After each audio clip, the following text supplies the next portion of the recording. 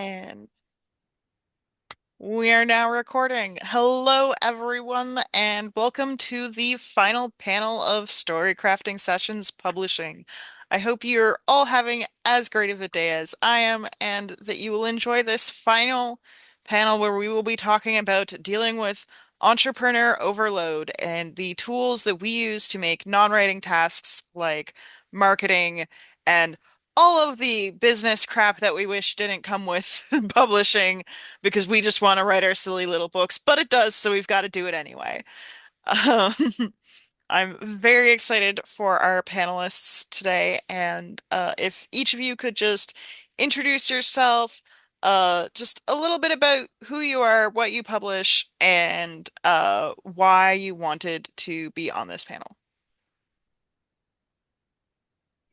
Sure, I'll be happy to start. My name is Nancy Kerr, and I am one of the founders and the current CEO of Space Root Press, which is a indie queer romance publishing press online. And I was really excited to be on this panel because I love getting to hear what other people have to say about this sort of work. I feel like we can learn so much from our community, whether people are doing exactly the same thing you're doing or not. I feel like we all have a lot to say. I'm Raven Oak. I'm a speculative fiction author and artist. I also run a small micropress, and I'm hybrid. So, I have trad published works, I have self-published works. I'm kind of all over the place with regards to this lovely business of writing. And yeah, I'm in the Seattle area and just absolutely love seeing another queer press, by the way. Hello, we're out there. Hello. I love it. I'm Sagan. I'm an indie author. I write polyamorous romantic comedy novels. Normally, I live in Kamloops, but I'm visiting family in Winnipeg right now, so I'm elsewhere than usual. So Um, what time zone does that mean you're in currently? I'm in Too close for my Central. time. Yeah, Okay. Central time zone. Yeah. Just like taking a little tour across Canada right now. Very nice. Um, and when I'm not writing novels, I'm an anti-hustle productivity strategist. So I love this whole topic is just perfect, totally my jam. So I'm really excited to be talking about it today. Awesome. And I am super excited to have you. As I've sort of introduced myself to pretty much everyone at various points of the day, but just in case you missed the other panels, I am Diana Gunn. I am the founder of Weeknight Writers. I also write my own fantasy and horror. I've been thinking about a science fiction short story today, which is why I almost said science fiction. I don't usually do that, but I saw an anthology call that was really appealing, so it's been on the brain. And yeah, I hope you will check out the Weeknight Writers website and our Ko-fi membership program where we do all kinds of stuff to support writers year round.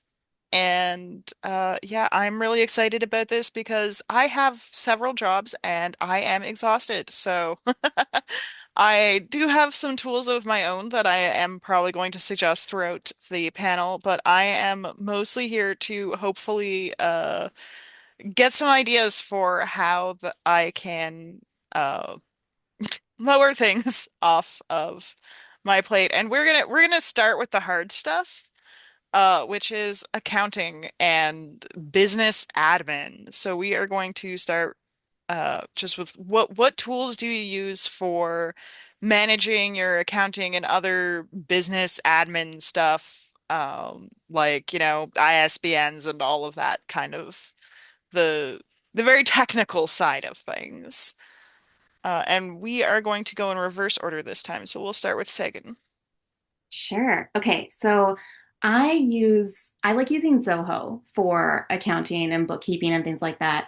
I find that it's actually a really cool tool because I also use it for when I'm teaching webinars, I'm teaching any trainings, when I'm, doing coaching sessions and things like that. Zoho is it's a really interesting tool. So it has like a whole bunch of different things. I think it does like landing pages and like there's a lot of different software pieces within it. One of the things that I really like about it, specifically for the accounting and bookkeeping side of it, is that it is very simple and straightforward. So it's not, I know that a lot of people have like really struggle with something like QuickBooks, which just can feel very complex and complicated. And Zoho keeps things nice and simple. It's also very aesthetically pleasing. I really like how it looks, which for my brain is very important, which is really, one of the most important things that I personally find when it comes to any type of business admin. And again, approaching this from that sort of angle of as a productivity strategist, really going with what is good for your brain, your personality, understanding how you interact with different things and what really makes the most sense for you is always the most important thing. So I would say that when you are looking at different tools and systems and things like that, to really think about what makes sense for your brain. What types of things have worked well for you in the past and what haven't, and what about those things didn't quite work for you, or what about it seemed to work well for you. I really enjoy keeping things very simple. So besides Zoho as my bookkeeping software piece, I use basic spreadsheets for my task lists.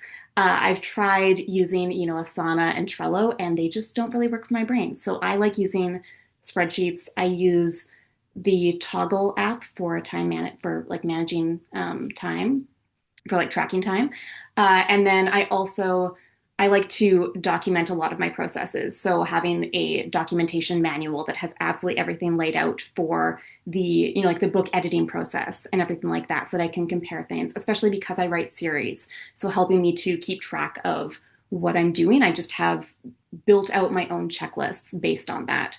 Because again, I do find that while there's a lot of really great tools out there, sometimes we end up overcomplicating them and we choose tools that don't actually meet our needs. So sometimes having basic documents and spreadsheets can be the most effective thing to do. Yeah, I appreciate that, and especially like the thing about QuickBooks too is not only is it can be difficult to learn, but it's also more than most authors need, especially if you're only like if you're, running multiple businesses and doing editing and all of these other things on the side as well, which to be fair, a lot of authors are. I have been known to make the joke, publishing the industry where we all have five jobs and none of us have any money. Uh, but if you really are just doing the author thing, QuickBooks is a lot. You probably don't need to be using something that complicated or spending that much money. I'm pretty sure Zoho is like significantly cheaper. Yes, it's very inexpensive. I think it's like 120 bucks Canadian for a year. Yeah. Like it's very reasonably priced. And yeah, and like that's just it, right? Like so many of these different programs, they just have way too many things than we actually need. So really thinking about what your specific needs are, I think that's a really important thing to think about when you are looking at the different options out there. And not kind of just settling with the big name options like QuickBooks just because it happens to be that thing. Maybe it is the right fit for you, but it also might not be. So not just sort of settling for that first one that you find. Yeah. Raven, what do you use for accounting and admin? Well, I'm neurodivergent, like really hardcore neurodivergent. So the things that work for me maybe not necessarily work for everybody, but I'm also somebody who focuses on what I can do for free. I am old school in the sense that, I grew up when apps you paid for them once. This whole nickel and diming me every month or every year, I'm so tired of it. So, a lot of the things you're going to hear me talk about, I come at from that angle. But for me, accounting wise, besides general spreadsheets, which I am the captain of spreadsheets, I use a program called Notion, and Notion is free to use. You can share it with other people, they can comment on it. And so you have that ability for shared workspaces. But with Notion, I like to think of it as all of the different programs you could need in terms of a business kind of rolled into one. I can have spreadsheets in there. I can have pages and link to other pages like a website. I can track all of the ISBN and metadata and the various parts and royalties that come with a book or multiple books. In fact, there's one particular they have templates for it, in the same way that Canva and other things have templates. But Jeremy Flagg over at Cover Villain made an amazing template for Notion. I think it's called Author Notion, and it's like $20. You pay once, it's yours. And he's done all the work of setting all of that up. So you can go in and all of your series is all ready for you to just put that information in. ISBNs, every bit of detail, keywords, tracking. I mean, anything you could possibly need to run an author business, and he's propagated all of it for you. And so then you just plug it all in and go. And that works for me better than anything I've found. Awesome. And Nancy? Yeah, I want to co-sign a couple of these. So it's a little different for me because I'm not the only person at the press. I have four colleagues, which I will say I'm somebody who needs a buddy. Like I'm an introvert, but everything I do, I want somebody to go with me. So having my four colleagues has been really amazing. We all got together and did this together. And what has really helped is that we all have sort of an area of specialty. So I am not in charge of our finances. That would be Jess, and she uses Excel because she knows how to make it do her bidding. And that works great for her. However, of course, inherent with having multiple people is that we do have to communicate across platforms. So we are an international company. We have a Canadian member and a British member, and then three of us here in the States. And so we do use Notion, which has been great for us to be able to track everything asynchronously, to be able to set up things like tracking the ISBNs, tracking our production schedule, tracking our marketing. We also use Slack to communicate with each other because we were all pretty used to that. We are not all of us corporate drones, but I think four of the five of us are. So we were very used to that platform already. So it was very easy to just sort of be like, oh yeah, okay, we can talk on Slack and track things and all of that. Um, Notion has been terrific for us. We also we do use Canva for a lot of our marketing designs. And is there any, those are the main ones we use. I will say I am a huge proponent of getting things for free and using whatever software you can for free. And at some point, sometimes you will come to the end of the utility of the free account. And I have to say, for us, working with a group, coughing up for paid Notion was worthwhile. Um, so I'm not shilling for Notion. I'm not saying anybody needs to go out and buy anything they don't need. What I am saying is, if at some point you feel like you're running into walls, you may need to ask yourself if this is a problem that may be solved by $30, which sucks, but sometimes it is. So that's that's my 2 cents on that. Um, but yeah, I want to co-sign what Sagan was saying also about finding the thing that works for you. Um, I also did not find Asana helpful. Trello I used to use for myself, but someone else on the team is not a fan, so like we didn't do that. So like finding that thing where you're like, no, okay, we all understand this. This is intuitive for all of us. We can all parse this information. We can all, get on board for how we are understanding what we're doing and understanding and tracking how we're moving forward has been really useful. Yeah, I love that. And really, it is so important to find what works for your brain. I'll use Asana or Trello with clients if that's like what they onboard me into. But I actually do all of my like task planning analog. Oh, it's gonna blur out. Oh yeah. No, no. We love a bullet journal in this house, But my friends. yeah, so this is actually like it's just a weekly planner with space for to-do lists, and it lets me write in the dates myself. So if I'm sick for a week or I'm on vacation, yeah, right, but maybe someday. Uh, and for whatever reason, I just like miss a week. I don't like feel like I've wasted paper like in a dated planner. Um, and I don't like feel like I have to find something else to do with that space. So I really enjoy it. It's just something I got off of Amazon. And yeah, there are so many different options, digital, analog, things made for you, things you make yourself, and Yeah, it can be kind of a pain to experiment with things and like start over from scratch every couple of months until you find something. But once you find the thing, you'll know it has been worth it. But also you brought up, oh, Sagan, you wanted to add something? Oh, I just want to jump in and say, like, if you like if you are experimenting with different things, to like really sort of take the time, if you try something it doesn't work, rather than just jumping to the next one, like taking a moment to really look at, okay, what about this thing didn't work for me before you go to the next one? Because then that can start to narrow it down a bit, and being able to also kind of look at it before you jump to the next one, think about, okay, based on what I've tried with this one, now that I know that this thing didn't work for this specific reason, what is it that I actually need this thing to do for me? Like, what is my very specific thing that I need from it? And that can also help narrow it down, because there can be so many options out there. And so figuring out the options can be tricky. But when you're kind of like assessing it at every sort of stage and kind of checking in to be like, okay, what about this worked? What about it didn't work? What do I actually need? It can help like sort of clear away a bit of that clutter. Yeah, absolutely. It is, worth considering. I mean, like that was a big thing when I got this planner was like one of the things that I needed most was I need to be able to write in my own dates because I hate buying an annual planner and then missing a week because I was sick and then being like, well, now I can't use that.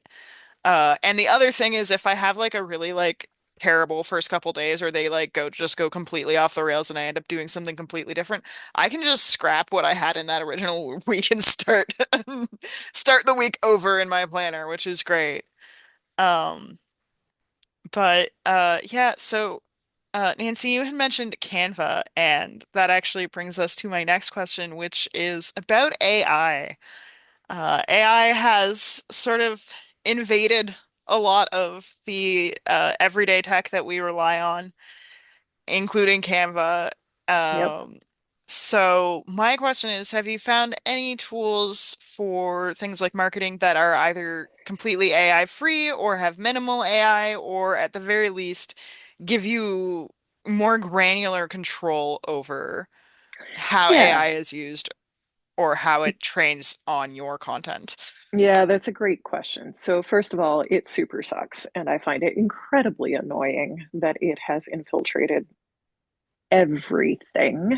Um, and the short answer is no, we have not found a magic bullet for some perfect tool that does not incorporate it. However, we do not use it. Space Root Press is staunchly anti AI. We do not use it in our designs, in our writing, in our marketing, any of it. Um, that said, we do use programs that do have it. And so, one of the things we have really committed to staying on top of is making all those stupid granular updates where you have to go into the settings and be like, no, you are not allowed to use my content. No, you are not allowed to read this. No, you are not allowed to harvest this. Um, our designer who does our covers, Sarah, who's a terrific designer, she uses Photoshop and Figma and these sorts of things to do the actual cover designs. Canva we really only use for marketing purposes, so to make, the cute little trope posts or whatever, right? Um, and one of the advantages that we've found is that, you know, if Sarah sets up templates, the rest of us can go in and be like, oh, okay, I can make a quote post based off this template where Sarah's already done the accessibility audit, right? And like knows that the colors are fine and we can just turn that out. And it makes it easier to collaborate for us. But yeah, you have to really stay on top of making sure that like every little update that they roll out, it's not sneaking something new in there. Um, I will say the other advantage that, and the reason we finally started paying for Canva, which we had not done until this year, was that it allows us to post to all of our social media via the program itself. So you don't have to log off and log into every single, Instagram and Facebook and Blue Sky. And, you don't have to do each of those posts individually. Um, but boy, if anybody else finds something similar that has no AI in it, please let me know. We would love to hear about it. Raven, any thoughts? Well, I mean, I do have a lot of thoughts on AI. I don't use it. It's not something that I like. All of my art was stolen to feed the AI machines, so I have a very particular hatred for it. Um, that being said, I do use Canva and I have a trick for folks who are still using it. If you're concerned about the images you're finding and things like that, because Canva used to pay for all of their images for the rights, and in theory, they say they still do. When you're looking at a photo, there's a little dot, dot, dot when you hover over it, that if you pull it up, it will tell you information about the photo. And I've found that if it's like view more by random person from random person and it's a free image, questionable. Sometimes you can tell looking at the photo, but sometimes you can't. But other times you'll see that an image is actually from, oh, I'm blanking on the word, but Getty Images or somewhere where it's a little more legitimate. You can sometimes track those down and then you can be like, hey, I know I'm using something that's safe to use. So it's something to consider. Unfortunately, I have not found anything that hasn't had AI seep into it. Even Affinity Suite, which I use to replace everything Adobe because it's pay once instead of pay annually and it's cheaper. Even they have put AI tools into their stuff. So I don't have anything on that front, unfortunately. I wish I did. It was a really good question, and I went, gee, I wish I had an answer for that. Sagan? Yeah, I'm in the same boat. Yeah, AI is it's such a huge problem, and it does seep into everything.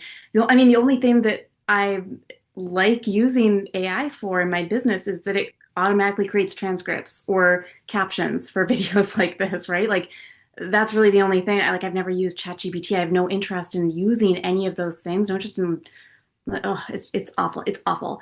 But one of the things that I would say, I would just add onto the really great recommendations that you both had, Nancy and Raven.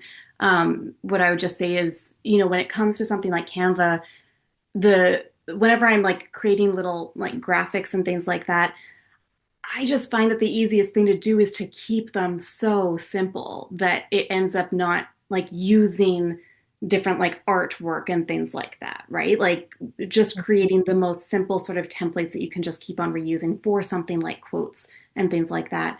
Or the other thing, doing like little photo shoot with your books, right? And like just using your own photos of you with your photos or and that definitely like involves a different skill set, but it can be if you approach it from a fun lens and through the lens of this gets to be a creative outlet and things like that, it can be really enjoyable to do that sort of thing. So those are like just kind of keeping things really low tech ends up being kind of the only the way that the easiest way that I'm finding to navigate that because it truly does feel like AI is just seeping into everything and it's getting very difficult to avoid it on all of these standard tools that we like to use. Yeah. Yeah, and sorry to jump back in. I just want to clarify because I think both Sagan and Raven made really good points about the images in Canva. Is that Sarah, our designer in particular, has always been very firm about we attribute all of our images that we use. We do not use any harvested art because, as Raven was saying, like it's hard to find. And if you're not sure, if you can't fully trace where something came from, you just don't know. And that's not a great place to be. So yeah, you can definitely, I mean, Canva lets you upload images all the time. So you can take your own pictures. You can use something like Unsplash or some other site that has, artist attributed works to put images in Canva to use for those sorts of templates and stuff. And it's pretty easy. It's a pretty low bar. Yeah, I I did will want say to. that I am also a fan of BookBrush, which tends to have more genre-friendly images. So like as someone who writes primarily fantasy, I find that it's a lot easier to find images and elements on BookBrush that work for me. And BookBrush does have some AI integration, but it's very limited at this point. Um, and I'm under the impression that that is a unintentional choice. Is that, they're not fully avoiding it, but they aren't trying to shove it down our throats to the same extent that a lot of other big tech companies are. Unfortunately, they used to have a pretty generous free plan. That's not a thing anymore, unfortunately. But I do think it is a service worth buying. It isn't quite as flexible as Canva, but it's also less expensive than Canva. So especially if you're just one author, um, it's probably it, there's a good chance it is your better bet is to get a paid subscription with BookBrush and then only use the free Canva. If you're multiple people working together, the collaborative tools in BookBrush aren't really there, so you'll want to stick with Canva. Um, but yeah, I've become a big fan of BookBrush and how it works. I wanted to hop back in there too and mention something this kind of deals a little bit more with the previous question, but sort of with, this one as well. You know, a lot of people feel like Canva might not be something they want to use because of how heavily AI has kind of infiltrated it. And we mentioned, I think it was Nancy who mentioned that you like that Canva will post to all of your social medias at once. There are lots of programs out there that will do that, Hootsuite and various other, things. I personally use Buffer, and I choose Buffer because, if I post something, it can go to, you know, dozens of social media accounts at once, but it's the only one I found that actually connects to Blue Sky. All the others haven't caught up with Blue Sky yet, and as a spec fic author, I'm heavily on Blue Sky because that's basically where spec fic Twitter went. So, Yes. if you're looking for something that will simplify the marketing task, and allow you to push updates out like that, Buffer is a good option. Unfortunately, it has AI tools too, like Hmm. everything else, but I found Canvas personally to be clunky for me when I used video. I uploaded video and Right. had to try it go to TikTok and YouTube, and it actually failed every time I tried. Oh, interesting. Okay. Yeah, Yeah, it may be no, something I that's did wrong, but I was like, hey, Buffer didn't do that to me, so here we go. no, that's a great shout out. We do actually use Buffer to schedule things for Mhm. Blue Sky. It's one that we use, and we don't do a whole lot of videos, so we haven't run into that same problem. Yeah. But yeah, no, I appreciate you shouting that one out. I'd forgotten to mention that. Awesome. All right. Moving on to our next question. Have you ever considered collaborating with other authors and or hiring an assistant to help you with marketing or other entrepreneurial tasks? And we'll start with you, Nancy, since you have a very clear answer to this. I have in fact considered collaborating with others, it turns out. Yeah. Yeah, it's great. I understand that collaboration is not for everybody, but it has been great for us. We really, I am blessed to work with a group of people who work well together and have the same vision for what we're doing. Our literal mission statement is to spark queer joy, and that's what we have tried to do. And I like to think we've succeeded. Um, Someday we would like for this to be our full-time job that pays us all. It is not there, which, it's baby steps. But yeah, I think I'm thinking about like hiring an assistant. It is a thing where we have definitely looked around the skill sets of the five of us and we cover most things. But every so often there's something where we're like, gosh, it would be nice if we could pay somebody to do X, right? But we're really committed conceptually to the idea of paying a fair wage. And so we don't want to be outsourcing work to somebody for peanuts and not feel like we can do better than that. Um, so I think that's a ways off for us yet. And fortunately for us, there are the five of us, so we do divide things up pretty effectively. We also have a. This is something I recommend if you ever collaborate with people. We have a built-in end of the year review where we all get to say, do you still want to do the role that you are doing, or do you need to change to something else? Which I think has also been really valuable in not making any of us feel trapped into, well, I can only ever do the social media and I don't ever get to do the typesetting or, like whatever, right? Um, Obviously, if you're working on your own, you don't have that luxury. But but I do think being able to realistically identify where your strengths and weaknesses as an entrepreneur are, and when you're able to outsourcing the things that you're not as good at, if you are able to do that, I do think that is a really valuable thing to do, especially in this age where there's so much technology and it's changing so fast. Like, I'm going to reveal that I'm old, but I can't keep up with all of it. And it is helpful to me to know people who are keeping up on other pieces because it lets me focus on and be better at the things that I am already good at. So, Awesome. Raven? I think one of the best things you can do for yourself as an author, especially if you're running, a business because you're self-publishing or you're running, a small press, know your weakness and know how to hire out. Like that is the best thing you can do for yourself. I've hired a PA a few times. I can't always afford to do it, but when I have, um, it's been nice to kind of offload some of the minutia that I really didn't want to have to deal with. So it's been handy. I haven't collaborated with an author in a really long time. I'm curious to try it again. When I first did, I was very, very, very young and early in my career, and I got ripped off. It was not a good experience. So make sure that if you are looking to collaborate, that you know the person you're collaborating with well enough that you know that this is a healthy relationship because you are entering into, not just a business contract together, but a relationship with this book or series you're writing. So, kind of go in with your eyes open on that.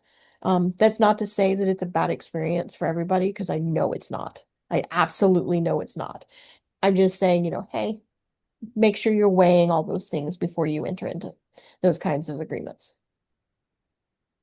Yeah. No. Sagan? Yeah, I've experimented with a little bit of those different types of things. I mean, I'm very much a solopreneur, and that I really like to do things on my own. But I have experimented with outsourcing tasks to other people. I've done newsletter swaps with other authors. And I've been on people's podcasts and they've been on mine and things like that, to do some sort, like almost like taking the book on tour sort of thing. So I've played around with that sort of concept. What I found really interesting, the one time that I did put a sizable amount of money into a book publicity sort of package, they tried to market my book, and then they came back to me and they said, "We don't understand why, but we are not getting any traction with your book." And they're like, "We don't understand because there doesn't seem to be anything wrong with the content itself, the book blurb, the cover. Like, we just don't understand it." And so it was, I guess, just an anomaly for them, which, I think it really speaks to the intricacies of marketing and the fascinating challenges within it.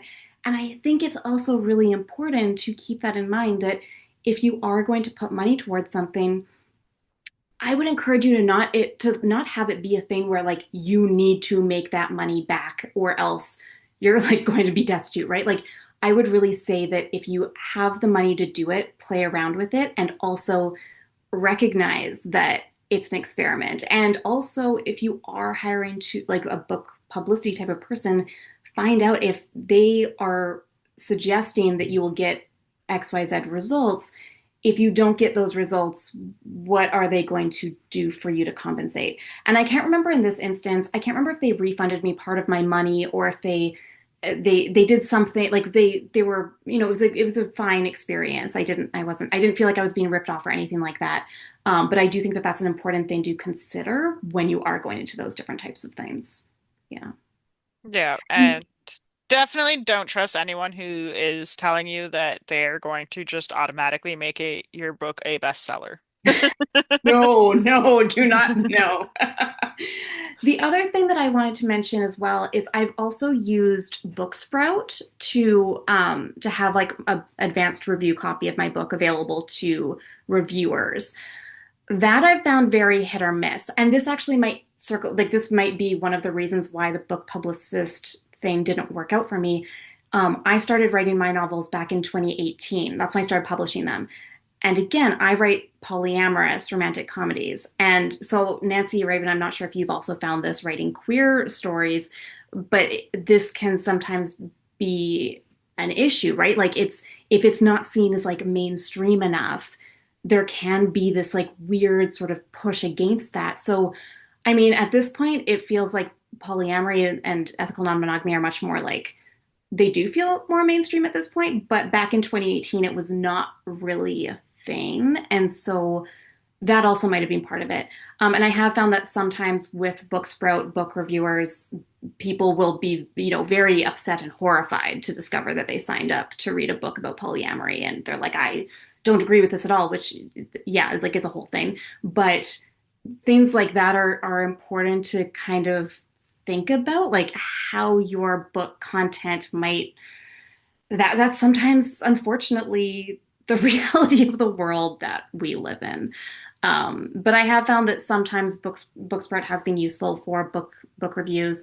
I found that in other instances, a book reviewer will say like the exact same one sentence review that they've actually used for the last 10 books that they've reviewed, which isn't so helpful and not so great. So I've definitely found that by reaching out to book bloggers personally, that has been the most effective way. Like actually having those relationships with people, um, it just takes so much more time and that kind of thing. So Booksprout can definitely be a good way to connect more broadly with reviewers. And I'm a it's oh, all go sincere reviews, right? It's all genuine reviews, which is the most important thing. I'm a member of SIFWA, the Science Fiction and Fantasy Writers Association. And so I get access through them to NetGalley. If you're not a member of that, I believe the independent authors, I forgot the whole acronym, but that group, as well as there are a couple co-ops out there too that you can Google, NetGalley co-op. NetGalley gives you access to librarians and book bloggers that are a little more, well, they do that for a living versus I just want a free book. So your level of reviews is a little bit better, I find, with NetGalley, but it is more expensive to gain access to. But that's another option too as well. Because I am Demi and most of my books are not romance heavy, I found Booksprout to be a complete flop. So it's something to consider is when you're looking at places to garner reviews, what is your readership? What is your market? If it's romance or anything romance adjacent, Booksprout is your unicorn, like absolutely. If it's spec fic, NetGalley is a little bit more your lean, or anybody who's blogging on Blue Sky. So, know where your readers are, basically. Yeah, I want to co-sign that because I will say we have also used Booksprout as well and had decent success with it. But the place where we have really had success is for sort of more targeted review sites. Like we've had several books featured on iHeart Sapphic because we do have several Sapphic books and they've done really well. People have really, because the audience that reads those reviews are looking for specifically this thing. And if you are offering what a specific community wants, that gets a much better response than dumping it in with a bunch of other stuff, right? So, like, yeah, I would really suggest that if folks can do the legwork to find the specific community that you are writing for, that your content is toward, then you're going to have much more success. Mhm. Absolutely. And I guess we kind of already touched on we do have one audience question, which has anyone gone as far as hiring a book publicist for a specific pub date or a specific series? I'm guessing that from what everyone has said that like NetGalley is probably the closest or Booksmart probably the closest to hiring an actual publicist. Yeah, I mean, I will say that, one of the advantages of being in our group is that one of our folks does marketing. Like that's her shtick in the real corporate world. So I have hired a publicist by having a publicist on my team, I guess. Uh, but no, we have never hired an individual publicist. Though, someday it might be nice to. And certainly it's one of those things where, like, if I were to think about doing this on my own, that is one of the areas where I would be like, if I could come up with the funds to do that for my own books, if I did not have, the wonderful Margot to handle this side of things for me, it's definitely a place where I would be like, no, I want to target this for somebody else to handle because there are people who know way more about it than I do. Yeah, for sure. I have Yeah. done the work of a publicist. I've never openly hired one. But I mean, I've managed to get the things that we publish, reviewed by Publishers Weekly and Locus Magazine and, some of the big leagues. So I figure I am a marketing publicist-ish, adjacent enough, maybe. Fair enough. I mean, it's really great if you can wear that hat yourself. I will say I have never hired a publicist. I don't know that I would hire a publicist. The one thing that I do like to when I can spring for it though is I do like to try to pay for um graphics. Because that's something like I can do very basic graphic design, but it's not my favorite and I'm really not good at advanced stuff. So like I hired someone to do the Weeknight Writers logo, and I've actually had like a really amazing person volunteer to help me with a couple of additional images. I'm like sometimes I'll pay for like a very brief like okay, no, I need you to like write out these like 50 social media posts so that I can plug them in a certain amount of time. Um but it's always been very specific tasks like that. And because of, and I've pretty much only done that for Weeknight Writers.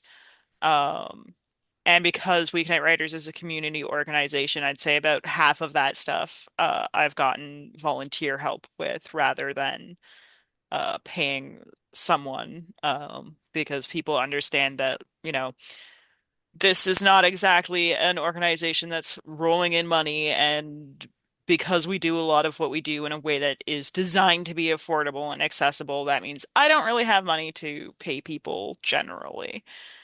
Um, but that's probably not gonna fly when you're trying to do that as just like an author, unless you're doing a skills trade with someone. Like, there's a marketing professional and they are working on a book and you're editing a book for them or something like that. Um,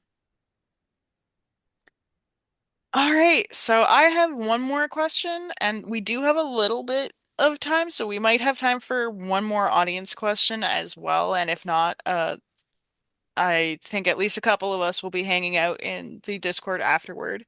But tools are great, but what really prevents burnout is rest. How do you find or make time for rest? And specifically, this is the tricky part. How do you turn work brain off when you are trying to rest? Sagan? Sure. Yeah, I mean, as you know, I could talk about this for many, many hours. Being anti-hustle productivity strategist. Yeah, my entire business and life is really built with the rest piece in mind. And it really it involves a lot of unlearning of toxic productivity and getting over productivity guilt, that sort of thing. If you don't deal with that, then it's always going to be an issue to like turn off your work brain. It's pretty much always just going to be a challenge. So unlearning those things is really important. Um, and I find that this also includes, understanding, really learning what tasks are actually contributing to your goals compared to what is the busy work. Because with toxic productivity, we often glorify busy work. And so we just glorify doing a bunch of tasks without really thinking about, are they contributing to what we're working toward? And then I would also say to structure everything with rest built into it. So really analyzing, what do you want to be having in terms of your work-life balance? What do you have realistic control over at this point in time? What are you willing versus not willing to change? What is your personality? What does your brain need? Those types of things. And that also involves a lot of really like working on your relationship with yourself. So understanding a lot more about what makes you tick and what's going on at a very internal level. What are your personal warning signs of burnout? That's really important. What's your actual bandwidth and capacity in any given situation? And how do you know, right? Like being able to sort of tell when your capacity is expanding versus contracting. Knowing what increases your energy, what takes away from your energy, really building that strong relationship with yourself is going to be very important. And then the last piece there in terms of turning off your work brain, really thinking about, okay, am I thinking about work right now because I'm excited about it and I really want to just like it's energizing me and I really want to do this, or am I thinking about it because I'm worried about it and I'm stressing over it and I'm feeling guilty that I'm not working? Because those are two very different things, and how you are going to want to approach it should then be tailored to that specific thing. So I will do, like a lot of self coaching around it if it's more around, like, oh, I'm, feeling productivity guilt or worried about it and that kind of thing. Really understanding what specifically am I maybe worried about? What's causing that? Is it within my control? How can I handle it in that moment? Things like that. But I would say that turning off your work brain is really only a problem when it starts taking over your life, right? So it's a practice of being more present. That's going to be really important, and being able to really think about, okay, how am I actually enjoying my day-to-day life, and where does work get to fit into this as a fun piece to it rather than feeling like it is distracting everything. Um, yeah, I could. Sorry, I could go on for a long time. No, there's a reason you were selected for this panel in particular. Raven, do you have anything to add?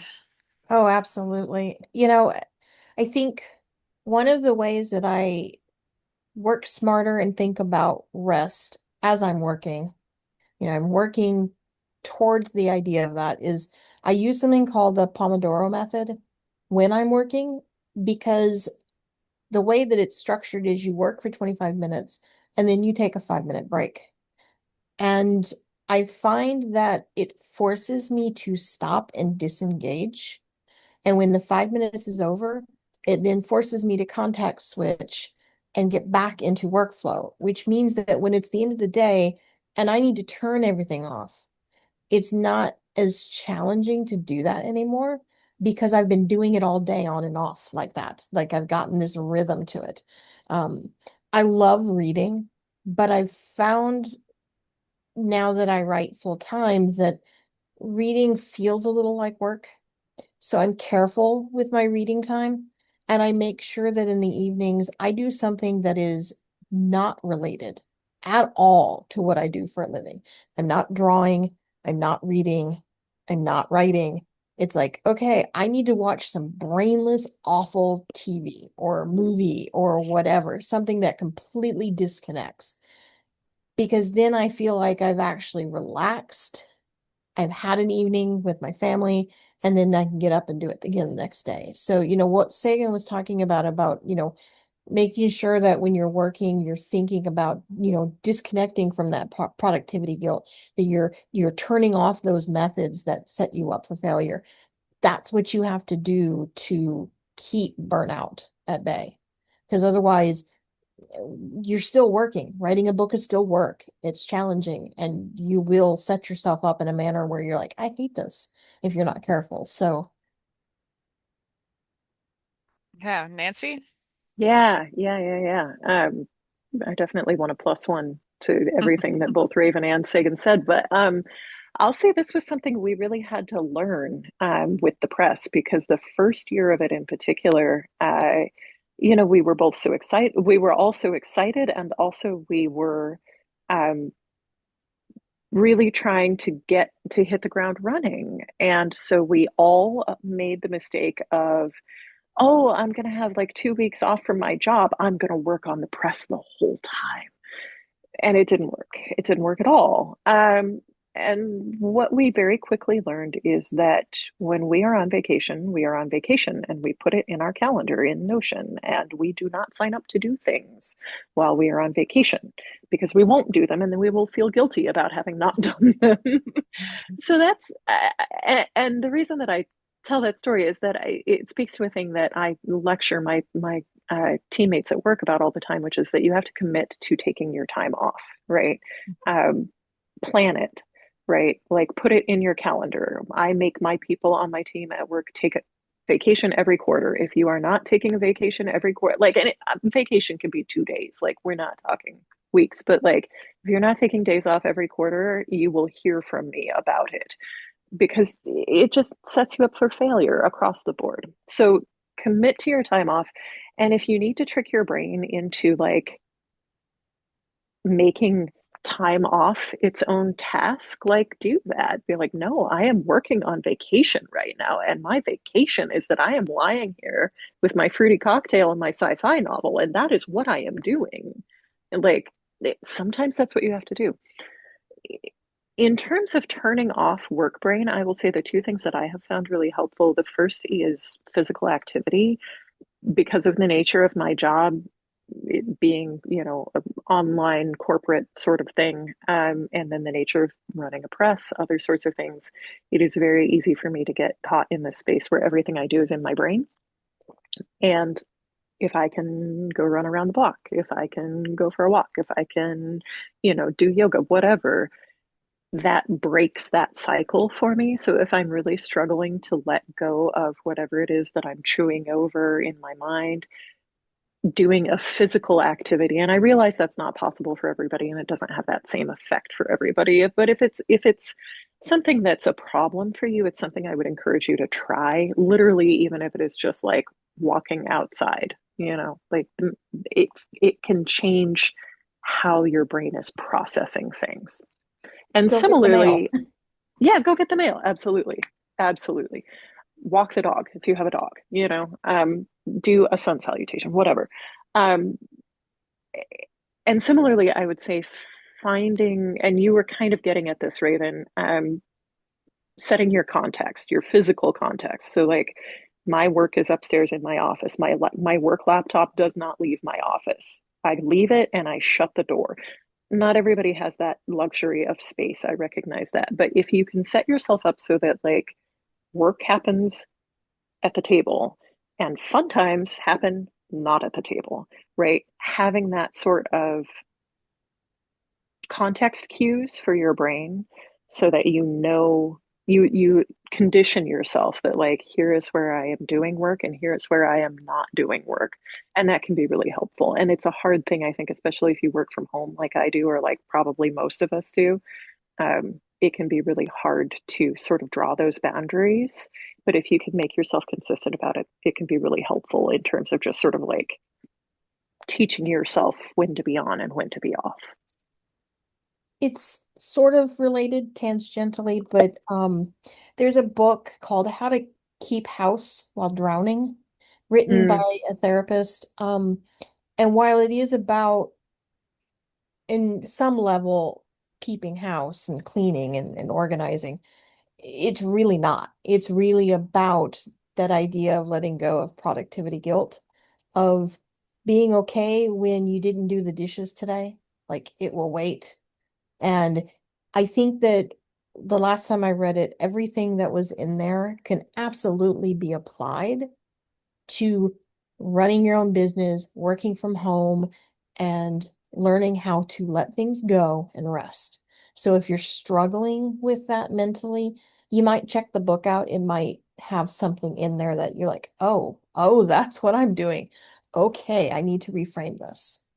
Oh, it's funny though. Keeping house is the one thing that I have mentally been able to do that. I'm just like, no, I have three jobs. I'm never gonna have a clean apartment unless I've cleaned it the day before because somebody's coming over. That's just my life. But I also understand that that's not an option for everyone. I'm just for reasons of the childhood home I grew up in, I'm very good at tuning out clutter. I simply do not see it. Um,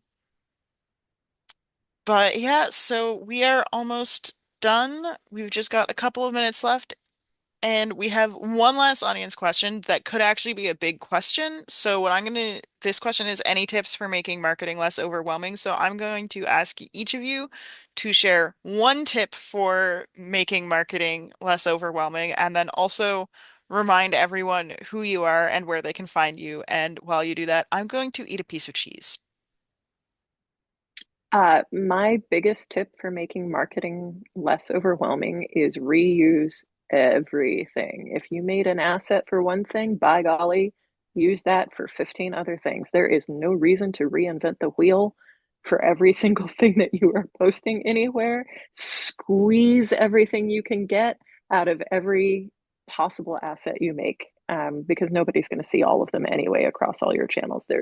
Yeah, that's it. That's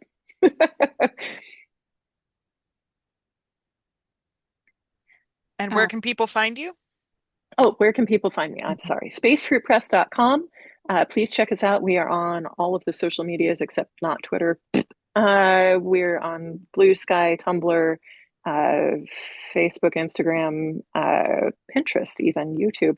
And me, NM Kerr, on Blue Sky in particular. I am not on Facebook. And check out our website. Give us a follow, please, and Awesome. thank you. Sagan? Yeah, I totally agree with Nancy. Like having that sort of documentation of things, magical. My tip would be choose the marketing methods and the strategies and tactics that are actually enjoyable to you. So the marketing platforms, the methods that you're doing, there's so many different things that you could be doing for marketing. So don't do the ones that aren't fun for you. Choose the ones that are actually enjoyable for you. That's going to make a big difference. Um, I spend a lot. I haven't joined Blue Sky yet. Unfortunately, I jumped off. I left Twitter, but I didn't make the move to Blue Sky. Instead, I hang out on Threads and Instagram. Join us, join us. I love it. So my handle is at Sagan Come. Lives, and my books, my polyamorous romantic comedy novels, can all be found at saganmorrow.com/books. And if you want help with anti-hustle productivity, you can also visit saganmorrow.com for that. And then I also host the Author Diary Entries podcast. So sort of sharing about the author journey on there. Yeah, I will say it's funny. Sagan has actually been on Weeknight Writers panels before, but not for a while. And I realized when I invited you to this panel, I think it's literally because you're not on Blue Sky, so you don't see the calls anymore. Yes, this is actually it. Like you and I, like we used to talk like all the time on Twitter, and then when we all left Twitter, I was like, oh, like I feel like I'm missing out on like such lovely conversations by not joining Blue Sky. I mean, this is the really sad thing when something big like that fractures, is that some level of this is inevitable. Um, but yeah, I really couldn't bring myself to get in on yet another platform owned by Zuckerberg. So Yes, and my whole thing was that I was already on Instagram, so it was easy to just add threads rather than just starting from scratch with a new that's platform. how they get I don't you. want to do it. That's how they get you. But I Nope, understand. it is. It is. It's totally how they get you. And Raven, your one parting tip for making marketing less overwhelming, and also where folks can find you. Use checklists. When I talk about being the captain of spreadsheets, this is why, because checklists and use them every time. As far as where to find me, ravenoak.net. I'm on almost all the socials except for Twitter because, as we said, I'm also not on Substack because they support Nazis, in case you didn't know. Yeah, find me online, come say hi, and we can chat some more. Awesome. All right, so that is a wrap. The Discord will be open. Folks are welcome to continue chatting there. I will definitely be around to answer more questions about the panel. I will also be in the voice chat after party channel just to, celebrate a little bit with the three people who will show up because everyone else will go have dinner, which I totally understand. Uh, but yeah, I'll be in there for a little bit over half an hour. And I just want to also say a final thank you to Renaissance Press for letting us use their Zoom and giving us access to live captions. And I want to remind folks that Weeknight Writers does a whole bunch of stuff, obviously including today's events, but we also have a whole bunch of exciting things coming up in the fall. We have big in-depth panels that we're planning and First Draft Fall, which is our answer to NaNoWriMo now that they've become AI shills. Actually, I think they just closed. Um Yeah. like for good, fully. Which is still I'm still kind of in shock about that. But anyway, so we have First Draft Fall, which is a challenge to write a first draft. You get to pick the length during that time period, and I am working on a bunch of programming for that, so it's going to be really awesome. And so please do go to weeknightwriters.com and subscribe to our newsletter, or just stay in the Discord. I do make announcements there. Or if you have a little bit of money to support, you can join our sustaining membership program, which there are three tiers, $1.50 a month, $5 a month, and $10 a month, and you can get access to really cool stuff, including monthly worksheets, nightly accountability check-ins, and monthly Q&As and workshops, just a whole bunch of exciting stuff. And we are actively hoping to do a lot more with that as the community grows. So yeah, please do check it out and also check all of our authors out. And yeah, I will see you all in the Discord. Thanks so much. Thank you. Thank Thanks. you.